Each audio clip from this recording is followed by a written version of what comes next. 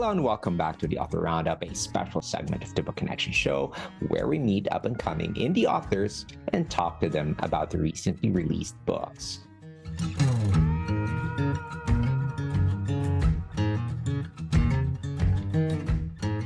Welcome back. Again, this is Ray Walters. Some people live one incredible life. Others manage to live 3 or 4 all at once. The author of today's book is one of those rare individuals whose journey has been anything but ordinary. His story starts with a turtle, yes, a turtle, but quickly expands into a life filled with adventure, laughter, and a deep devotion to animals and conservation. From bouncing for legendary rock stars to performing stand-up comedy, from saving lives in veterinary medicine to traveling the world for wildlife conservation, his experiences weave together in a way that seems almost too remarkable to be real. And yet, every page of it started with a turtle, one man's life on a blue and green planet proves that not only is it real, but it's also told with humor, heart, and a love for the natural world. It's my pleasure to welcome Dr. Kevin Fitzgerald. Hi, Doctor. Welcome to the show. Oh, thank you. Thank you for having me. It's my pleasure to be with you. So thank you for that wonderful intro. I couldn't live up to that. So thank you for having me. Well, you have a very exciting career. Before we jump even to the first question that I have for you, um, has it always been a dream for you to be in veterinary medicine? Or Well, I loved animals. We all do. And I liked science. And so it was a nice mix. I thought Mhm. maybe there'd be a place for me. And so as you start off as a young person, you might not have the best idea, but you kind of angle that way toward what do they say? Water seeks its own level, and so I kind of got directed toward a type of a life with science and animals. I didn't get into vet school right away. I mm, got put on the waiting list, and I ended up getting a master's and a PhD in endocrinology and teaching for a while, but it in research. But it's turned out all right. It's turned out, for 42 years I've been at the same hospital in Denver, and the fate of the Western world doesn't hang in the balance of what I do, but I make my little side of the street better, and that's what we hope to do, right? I think. right. Well, let's talk about your book. I want to go ahead and dive into the central theme Yeah. of your book. So, uh, the title of your book, it started with a turtle. To me, it is intriguing. So, what's the significance of that moment in your life? Oh, it starts off with a little turtle I had as a child.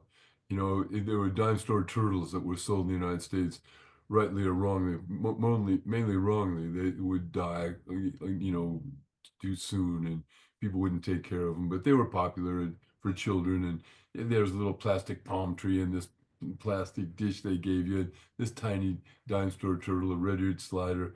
So I had one named Sam, and but we lived with my grandmother, and she had the thing, and she had to clean it and feed it. We were little, and she didn't want to do it. So one day she said, she's Irish, and so she's like, Sam told me that he'd not like to live with us anymore. He'd rather go and live at the turtle pond at the zoo with all his friends and the other turtles. And we never saw her talk to him. I didn't know she knew him even, And so I said, oh no, he's going to stay with us forever. He'd live here. And no, no. So she wrapped him up in toilet paper. We lived across the street from the Denver Zoo, and so she took him. She sneaked him in her purse, and then she took him out and held him up high, and reached over the railing and dropped him in the water, and he hit, and the ripples went out, and he spun a little bit. This big mouth came up with a giant snapping turtle, just took him right down, I'm like, and I said, she that wasn't Sam, that wasn't Sam. So I guess my whole life I've been trying to is save a little turtle, I mean, so for me, it started with a turtle. It's one of the first things I remember, and so it's not probably the best story, but I've always enjoyed living things. I think people have Mm, a natural feel for other forms of life. we share the same life force, you know, and there's 10 million other forms of life on the planet, and all Hmm. the other animals. You know, we were given this wonderful biodiversity, this wonderful planet. Look at the wonderful wildlife of the Philippines that you get to see, the wonderful birds and, you know, the fishes. I mean, oh man, where you live is a paradise. And so we were given this wonderful biodiversity, and we were given our intellect, and all the other animals are waiting for us to use our intellect and save the place. And you know, but Right. there's still time, you know. So for me, the most important part of the book is the conservation part, but the other part is Mm. interesting and fun. It should be. Uh, People have told me, well, it's two books. You know, there's the one part about your memoir, but there's the other part about the conservation. But really, it's all me. It's all, you know. I was there at the Antarctica or in the Arctic with the polar bears, and so, you know, it's not any different than the you know, grown up Irish stories or the bouncing stories or the veterinary stories or the comedy. You know, the humor. You know, our lives are hard, and so we need to laugh, right? Right. We need to not take it so serious or take ourselves too seriously. Exactly. No, Doctor, the book that you've written is a memoir. So what's fascinating about it is that the structure of your book, uh, the memoir is structured in five acts. It's almost like a play. So why did you choose this format, and how does it reflect your life's journey? Well, the five parts of my life were very different. You know, the Irish part and the part with traveling with bands and doing security for those, the veterinary stories and the general practice stories of working in a busy emergency room, and then stand-up comedy, very different. Mm. But then the travels to, you know, for the research for the conservation and into these exotic places. I turned off my phone. I mean, yeah, it's good. But so it's five very different parts of my life, and but it just shows that our lives aren't one dimensional. You know, you aren't just Ray Walters, the host. Mm. You know, you have friends and you have a family and you have hobbies, you know, and you have things that you like and that you don't like, and you have travels that you've done, and, you know, and favorite places, and you know, you have things that make you Ray and make you in individual, you know, and make you different and set you apart. And we all have a book in us, I think. I was worried, you know, would my story be interesting to anybody? You know, you don't know. It's interesting. Everybody's story is interesting to them, but whether it's going to be interesting to just, you know, a young person in the Philippines or to somebody in you know, another part of the United States, you don't know. So you take a Right. chance with a book, and you try and think, and it was a labor of love, you know. You know, we edited. I would tell anybody writing a book, man, reread, and Mm. tear it up and, you know, get the grammar right. And I was lucky I had this nice older lady that was a editor for a, a number of magazines, and she was such a harsh taskmaster with grammar. You know, she would write at the top of the, she'd tear it up in this blue pencil and send it back to me and say, "You are better than this. You know, don't you know grammar? What, this is not a semicolon part. This is a, you know, you're putting a comma in too many times. You know, and so you learn a harsh way, but you know, labor of love. It took a couple Right. years it took a couple years to write it, and it took a couple years. I don't write on a computer, I write longhand Yeah. and then give it to a typist, you know, and then give it to the editor, and she was nice. She didn't do too much on content, but she did a lot with the form of it. It just Mm. to mold it into a readable thing. And I have a horrible voice, probably you know, but I tried to write it in my voice, like I was telling you a story, like I'm telling Ray, you know, here's my story about bands, or here's my story about animals. Yeah. So yeah, it's a I think that people told me for a long time, well, you got a book in you. Your life is so different, the things you've done. I mean, whether you do or not, and whether you have the moxie to sit down and do it, you know, Mm, everybody's, but it's to have the discipline to write. It's funny with writing.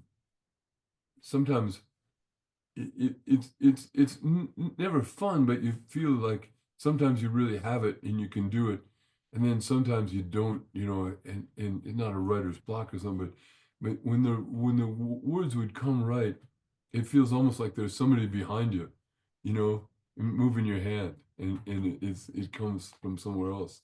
I don't know. I can't explain it. Like the prettiest part in the book for me is a description of the Northern Lights, mhm, up in way northern Canada, and sitting mm, with an Inuit sled dog driver, and laying on our backs and just watching the sky change. And it was yeah. such a thing, and asking him, in just the colors just shifting, red onto deeper red, and then shooting greens and blues, and you're just in awe, and to think of the wonder of nature. And I asked him, I said, Ray, I asked this guy, Ray, I said, his name was John, the sled dog driver. I said, John, do you know what that is? And I was going to tell him the science behind the aurora borealis, and the solar flares that cause it, Yes. and the ice crystals, and the refracting of light, and the and I was going to tell him the science, and he said, "Oh, I know what that is." I go, "What is it?" And he goes, "That's God on the other side of the sky, tracing with his finger." And it was more beautiful than anything I could even come up with. Maybe it is God on the other side of the sky and not solar flares. But so yeah. So sometimes things come out, and better than you'd hoped, and if there's mistakes in the book, they're mine, and Mm, everybody has a story though, Ray. Everybody has a story. I agree.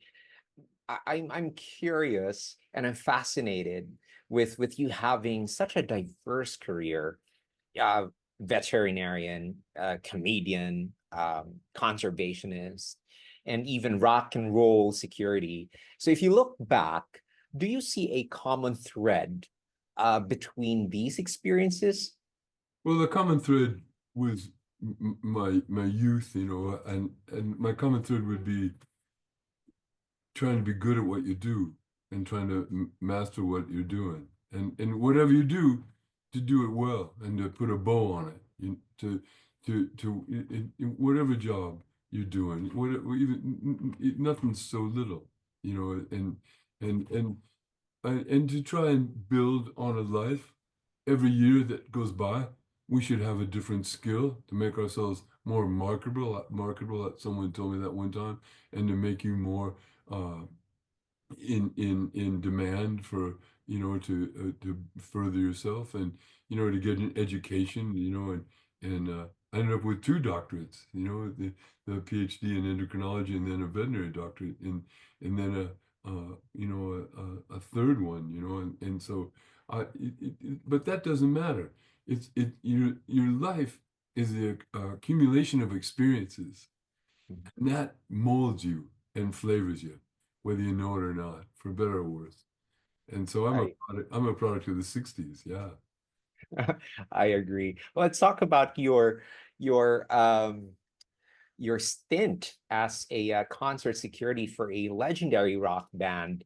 Um, I bet that must have been wild. So, what's the one of the most memorable moments from that time? The music is so vital to us. If you watch a baby in their little foot move in time with, I had a little niece, and my brother would be playing the stereo in the back, and she was 6 months old, but her foot was going in time to the music, and so it's inherent in us, isn't it? It's part of us. So to be part of it in the late 60s, people didn't know what would happen with these touring bands, but promoters and record companies realized there was a huge market and money, and these kids that would pay to hear these new albums or to go and see these bands. And what would happen if we had 75,000 young people in a football stadium? And so uh, the security became, how can we get the band from the hotel to the venue, the airport back to the hotel, to, how do we keep the people off the stage? How do we, and so it evolved and evolved, and now it's it's corporate like anything else. Our Mm, lives have become with the victims of corporatization probably, but even the music has become corporate. But then it wasn't. We didn't know, but it was so fun finding out, and to go back to these days where it was, oh, it was so much fun to travel and to be close to the music. I couldn't play an instrument. I'd rather sing than eat. Most people would rather hear me eat, and so mm, I, but to be standing, next to the stage and hear these performers. Keith Richards in the Rolling Stones said an amazing thing one time in an mm, interview where I had taken him to an interview. The reporter said, "Who's the best band in the world?" And he said, "Whoever's playing live tonight." See, so whoever's on stage right there, that's live music. There's something about live music that comes across better than the record or album where you're in a smoky place and the drum is hitting and the bass is hitting you in the chest and the woman's got a beautiful voice singing and it talks to us. And so yeah, Keith was right. Whoever whoever is the best band in the world is whoever's playing live tonight. that's an awesome story, Kevin. How about your veterinary career? It, it it it's a major part of your book. So, what one case that really stuck with you and shaped how you see animals? Well, veterinary medicine is so much like boxing. You're only as Mm, good as your next case. You can't rest on your laurels that you were successful or helped so many animals. You've got a new one in front of you every time.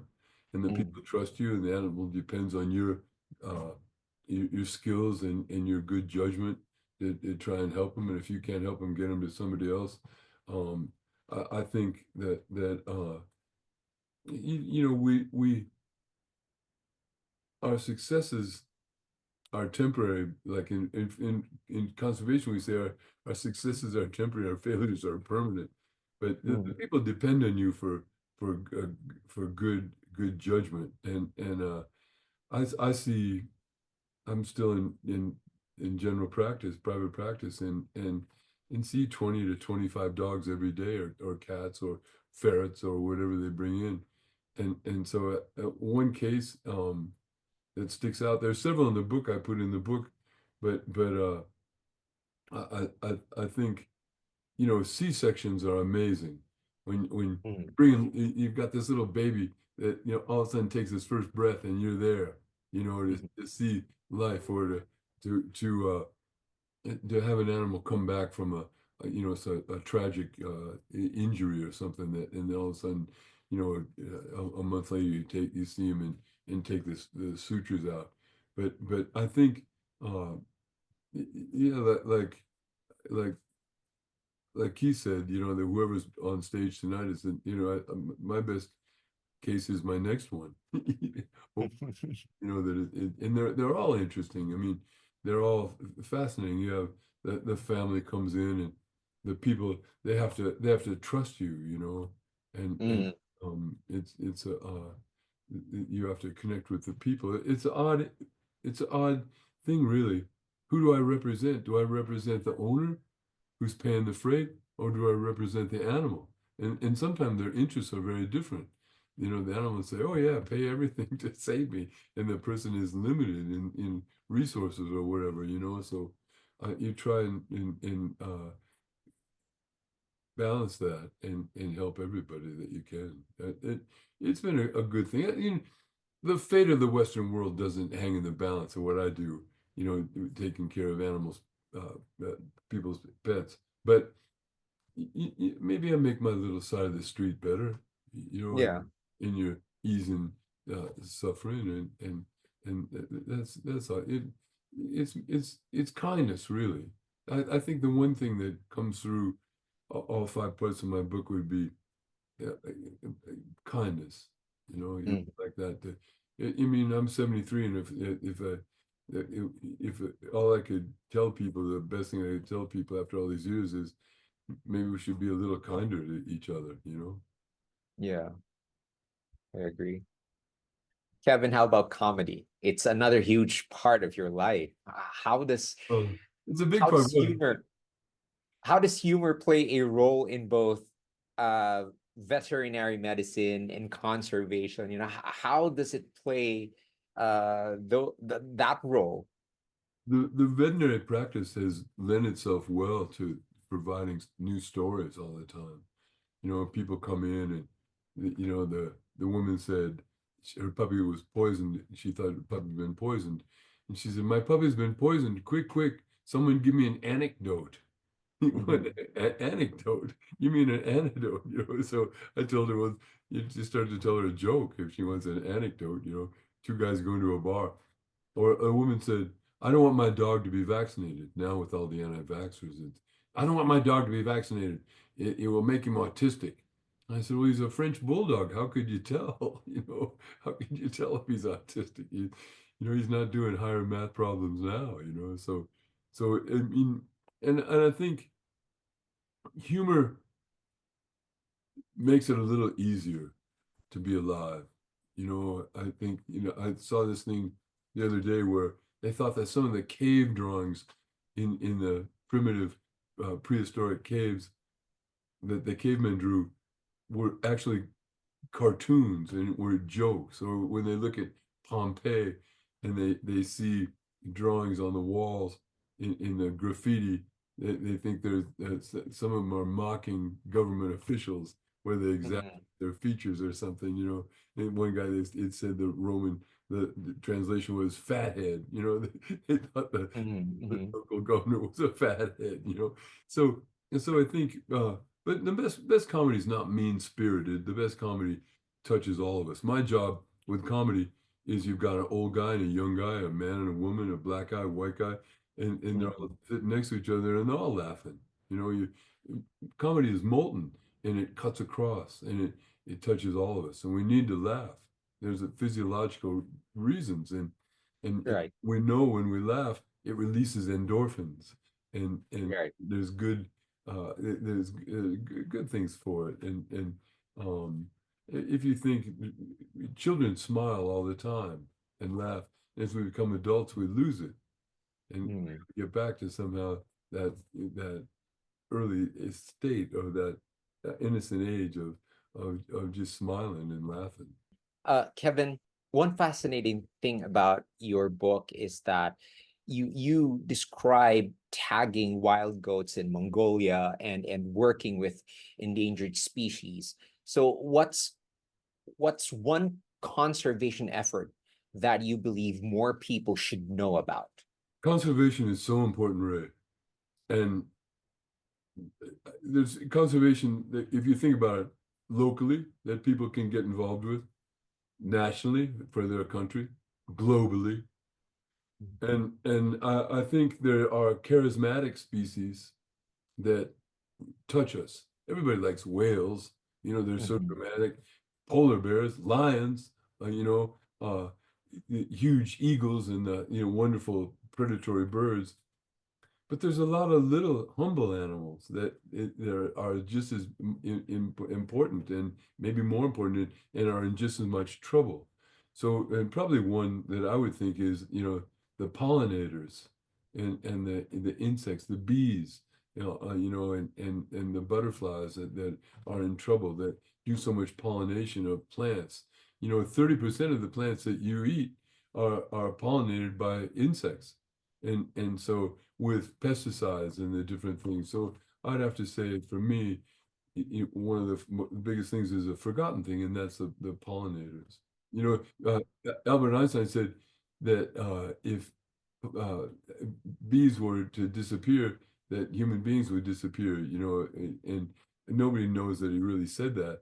But if we did, if the bees did disappear, the world would be a very different place, and tomorrow wouldn't look like today in terms of the number of plants that are out there that need pollination by insects Right, to right, spread the pollen. Yeah. right. Um, your book also covers it covers so many adventures. What was there a story you almost left out but ultimately decided to include? Was it that difficult to like decide on which story you're going to include in this memoir? Oh, that was hard. It was hard to think what would be the most interesting and then put it in a way, frame it right so it would be interesting to people.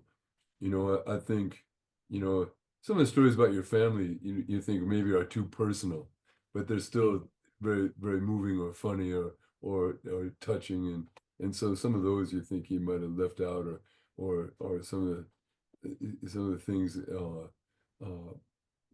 being arrested in working on the ocelot. You think, when my mother was alive, she goes, "Oh, don't put that in the book. You don't want to tell them you were arrested."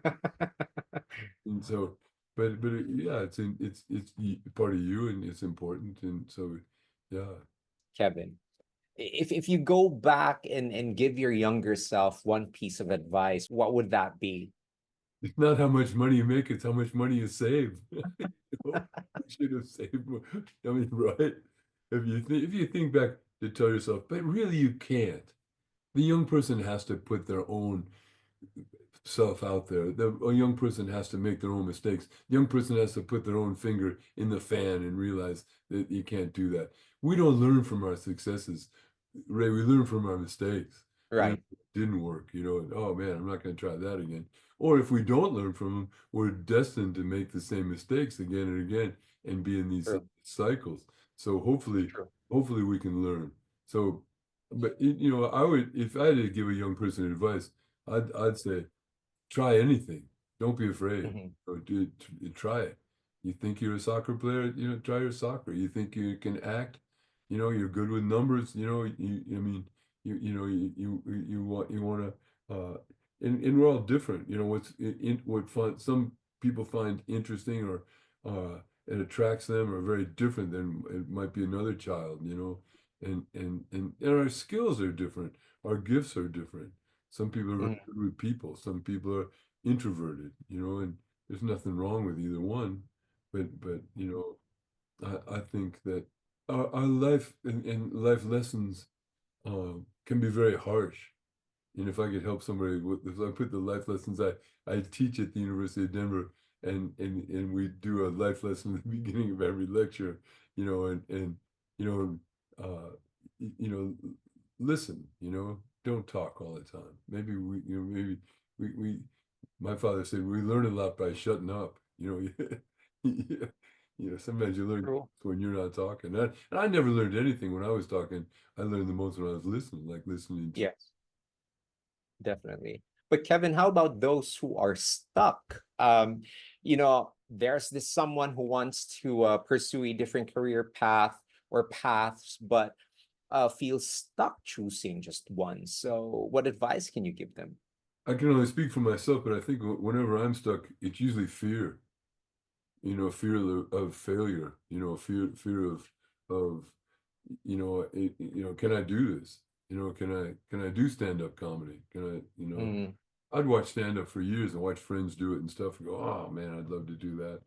And then you do it, and you get up there, and the first times you do it, it's tough, and the crowd is like, "What? Who is this guy?"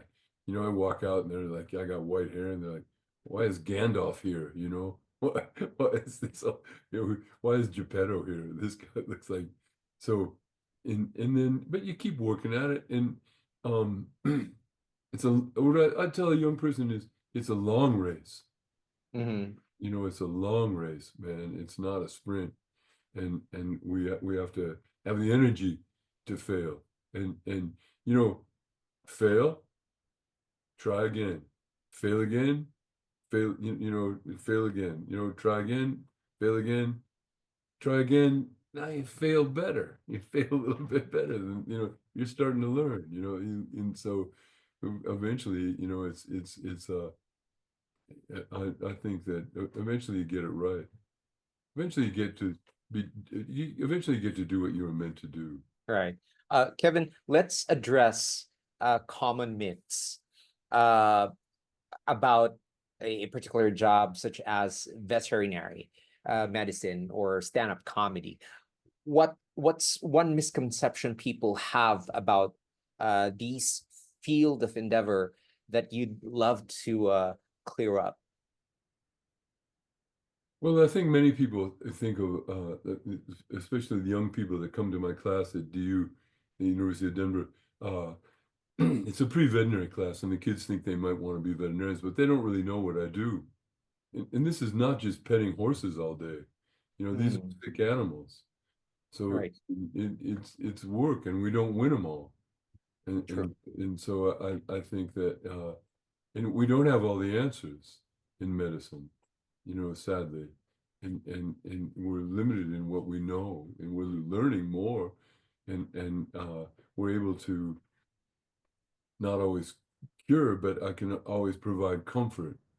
So I think, you know, you know, to cure sometimes and to comfort always, right? And to we can't always we can't always be everything to these animals and cure them, but so I think for many people don't really know what I do on a daily basis.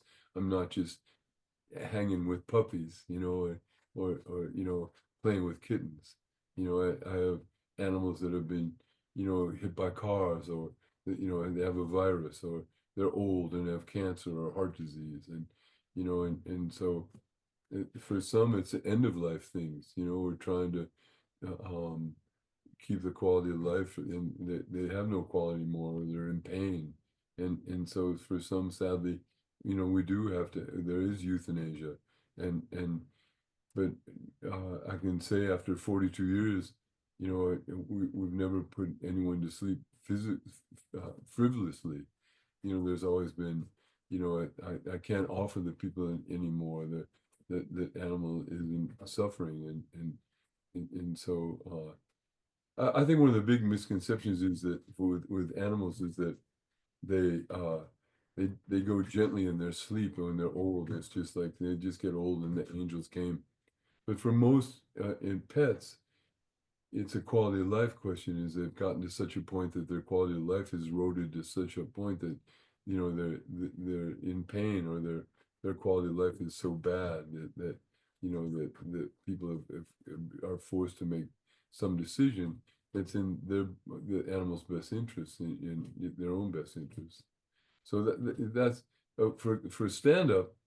I think people think that you're making it up right there on the spot, but you know, you've practiced your stuff, and the skill is to make it look spontaneous, and so, but you have uh worked on your bits, and your little your spots, your stories, you know, and you've tried to choose words that are colorful, and you know, that you know, there's a twist to it, or that words that grab the people, and are demonstrative. So for stand up, yeah, I think people think you're making it up right on the spot, and you're just this clever person, and some can do that, but it's few and far between. You know, maybe the Dave Chappelle's are the people, but I would tell you that probably a lot of his stuff too is very well rehearsed and practiced. How do you deal with hecklers, like when you're Hecklers doing a are show? hecklers are very hard because they can destroy the rhythm. Jokes have a rhythm and a timing, and so heckler, and but this is very much like boxing. If you lose your temper in boxing, you lose it. If you get emotional, you can't be emotional. You got to go back. So, but you have to get them so you can turn the audience, the ire of the audience, away from them yelling. And comedy is an illusion. It's they're sitting there and they're having fun and they're just listening to you, but the heckler pops the bubble, and you're Right. all of a sudden you're just exposed to a guy standing on a stage and somebody yelling at you, and so you have to say, I thought I told you to stay in the truck. You know, and then the audience still laughs and they go, wow, you know, you told this guy, I told you to stay in the truck. What are you doing here? You're yelling at me. Or if a woman has a funny voice and she's heckling, you say, can I borrow your voice to grate cheese? Because her voice is great, you know, or you know, if they're they're really going at you. You know, you say, "Oh, I remember my first beer," you know, or you have set things you can say. We can't use stock material in our act. It has to be your own material. But for hecklers, you can use stock lines, you know, and say, you know, nice shoes. Where did you bowl? You know, or who cut your hair, Moses? You know, you know, Okay. a lot of times you can just ignore them and go faster and get louder. I do my style is a lot of one-liners, and so the people have to listen and can heckle because they're going to hear the next one-liner. Right. And I bet it's difficult. That's I've been to several stand-up comedy shows, and they're fun until on a one fateful night of that show, a heckler pops up. And I've seen how difficult it is. Usually comes up whenever it's a political joke. It's not racial, but it might appear racial to sensitive ears, and then a heckler comes up, stuff like that. But most of the shows I've been to, the comedians I've watched are really good at handling them. And I must say, if I were to be a stand-up comedian, that will be my Achilles heel, my kryptonite. I probably die on the spot, perhaps on the stage. Finally, Kevin, um, where can people find your book? And what do you hope readers take away from It Started with a Turtle? My book's available on Amazon and with Barnes and Noble and with Archway. They can go right to Archway Publications. Mhm. And in bookstores. So my hope with the book would be, first of all, that people enjoy the reading and smile, you know, and laugh, and but also learn, you know, with maybe the life lessons or to get a feel for the conservation. And uh, I think uh, there are things that can apply to themselves. I think to take away things like for the conservation, I was proud of an idea like the idea of a species royalty, where if you are a sports team and you have a mascot, that's the animal, Mhm. or if you have a PR campaign and you can use an animal as your logo for your company Right. or the center for the campaign, or in fashion where people use prints of different animal patterns. And so if you wrote a poem, Ray, or a song, and I wanted to use your song, I wanted to record it, I'd have to pay you a royalty. So for Coca-Cola to use polar bears in their ads, if Coca-Cola gave half of 1% of profits back to protection and habitat for the polar bears, right? You're using me as you know, your sports team, you know, you're the you're the Wolves, or you're the Eagles, you know, and then but the team said we give 1% of our profits to preservation of eagle habitat, or you know, and things like that. I think there's so much could be done, you know, for the conservation. Like I said, you know, our successes are temporary, but our failures are permanent. And when a species goes extinct, you know, our world becomes a less interesting place. You know, I hope that your children don't ever that it gets to the point. I hope it doesn't get to the point that they only can see a polar bear in a book. You know, Right. and you know, there used to be these animals that lived, and the extinction rate is incredible. So I think there are ways around it. I hope we can be smarter and and hopefully my book is positive and not doomsday stuff. People don't like to be preached to, you know. They're like they like to come across things by themselves, to you know, come across something on their own and find out about something. So I think for my book, I hope that I hope it's enjoyed, but Mhm. I hope people get something out of it concrete that they can take away and apply to their own lives. Right. Dr. Kevin Fitzgerald, thank you so much for your time. It It was a pleasure having you Oh, on Ray, the I show didn't. today. I feel like I didn't help you very much. You That know, was a you're, very you're a great interviewer, and it's difficult. You know, you end up with a old piece of charcoal like me, and, and and so I didn't help you as much. Later on today, I'm gonna go to the gym or whatever. I go, oh, if only I could have told Ray that, or I should have said that. There's always you second guess yourself, but. No, our lives, it's been a great journey. And being alive is good. If people got anything out of the book, it's that, to grab life with both hands and to suck the orange dry and to not leave anything on the table. When we died, I just think, man, I tried to maximize every opportunity I had, right? And right, that's what I right. do in person. I think you did well. You have a fascinating career.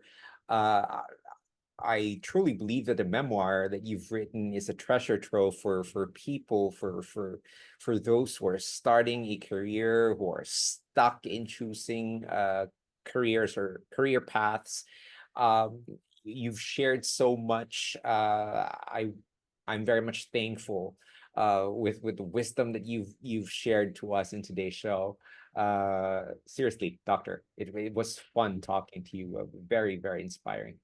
Well, I hope so. You get to talk to some fascinating people, and I'm no author. I'm just a a, a poor but honest dog mechanic, a old person that works on in or an old bouncer, or but a good stand-up, they can get Mhm. my stand-up on uh on YouTube and see it, and it's funny how jokes can go around the world. And here's a guy in the Philippines talking to a guy in Denver, and we have similar interests. We both like comedy, we like movies, we like animals, we want the best things. And thank you so much for sharing your book with us. I also want to give a big shout out to our awesome viewers and listeners for joining us for this interview. Stay tuned for more inspiring conversations on the Book Connection Show. I'm Ray Walters. Join me next time as we explore the world of self supported publishing, one indie author at a time.